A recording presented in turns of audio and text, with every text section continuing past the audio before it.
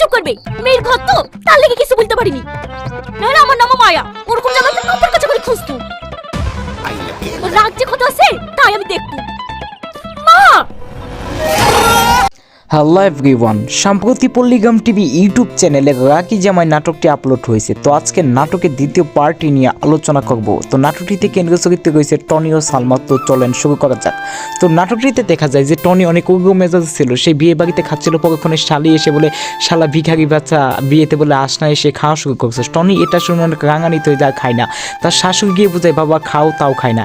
এদিকে শাশুড়ি তার শ্বশুরকে যে রাগ জাগতেছে, এরকম জামাই যদি মেয়ে বিয়ে না দিতাম, যে আশাক মাখতাম, কাপড় কাচাতাম, এটা টনি শুনে অনেক রাঙানিত হয়ে যায়। পরক্ষণে মোটরসাইকেলতে তাদের বাড়িতে চলে যাওয়ার জন্য সে চলে যেতে থাকে। তখনই বরযাত্রী এসে এবং তার শ্বশুর তাকে বুঝিয়ে বসায়। যখনই খাবার দিতে যাবে, খাবার দেওয়ার পর তাকে একটা হাড্ডি দেয়। সে বলে আমি কি কুকুর নাকি হাড্ডি খাবো?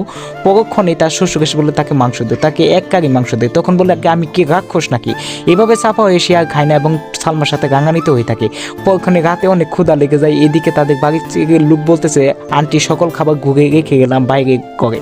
এদিকে টনি অনেক আফসোস করতেছে, যেভাবে হোক আমাকে খেতে হবে, অনেক খিদা লাগছে।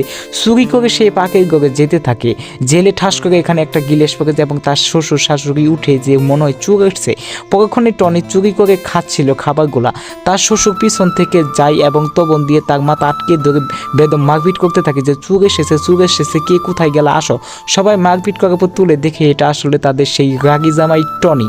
তো এটাই ছিল নাটকের আপডেট। তো আজকের মতো ভিডিওটা এখানেই শেষ করছি। তো এরপর কি নিয়ে আপডেট চান অবশ্যই কমেন্ট করে জানাবেন।